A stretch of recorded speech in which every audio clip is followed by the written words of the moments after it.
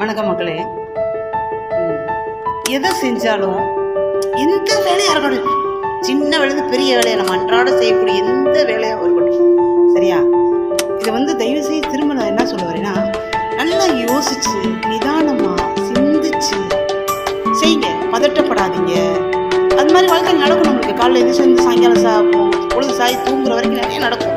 ஆனால் எந்த ஒரு வேலை கைக்கு வந்தாலும் சிந்திச்சு செயல்பட்டு பொறுமையாக, அதுக்காக எங்கெங்க நேரம் இருக்குது படபட செஞ்சிருவீங்க. ஓகே, அப்படியே செஞ்சுட்டாலுமே அந்த வேலையில் ஏற்பட்ட தவறோ சரினா உலகம் பாராட்டுது, நம்மளும் ஓகே. தவறாக இருந்துச்சுன்னா அதை நினைச்சு ரொம்ப வருத்தப்படாதீங்க. அது ஒரு அனுபவமாக எடுத்துக்கிட்டு